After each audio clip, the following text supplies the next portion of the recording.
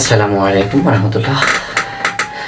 আজকে আমাদের প্রবাসী ভাইয়েরা যারা আছেন তাদের উদ্দেশ্যে কিছু কথা বলার চেষ্টা করব। দেখেন, আমরা যে বিশেষ করে যারা ইতালিতে আছি, যারা রেস্টুরেন্ট জগতে কাজ করি বা যারা আপনার বিভিন্ন দেশে আছেন প্রবাসী ভাইয়েরা যারা রেস্টুরেন্ট জগতে কাজ করেন, তারা যে কতটা কষ্টে থাকে বা তারা কতটা কষ্ট কাজ করে সেটা যারা রেস্টুরেন্টে কাজ করে পেশ করে তারাই জানে। এবং বর্তমান সময়ে একটা আমাদের বিশেষ করে আমাদের ইতালিতে তাপমাত্রা এত পরিমাণ বেশি, 37, 38, 38, 42 পর্যন্ত কিন্তু তাপমাত্রা উঠছে।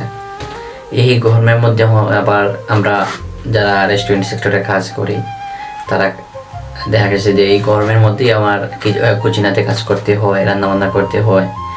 এরপরও দেখা গেছে যে আমাদের দেশে ফোন দিলে, আমি আমার কথা বলি নাই, আমি আমার একটা ফ্রেন্ডে আমাকে বলছে এই কথাগুলো।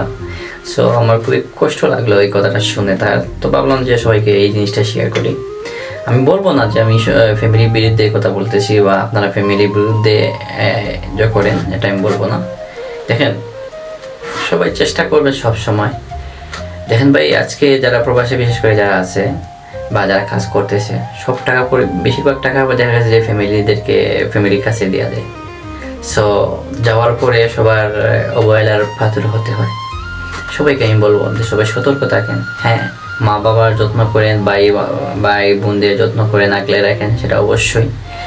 টাকা পয়সা যতটুকু দরকার ঠিক ততটুকু দেন, বাকিগুলো আপনাদের কাছে রাখেন। আমার একটা ফ্রেন্ড, ও ইতালিতেই থাকে, আমাদের সিটিতে থাকে। সো তার কষ্টটা শুনে ভাবলাম যে সবাইকে শেয়ার করি। নাম বলার দরকার নেই তার।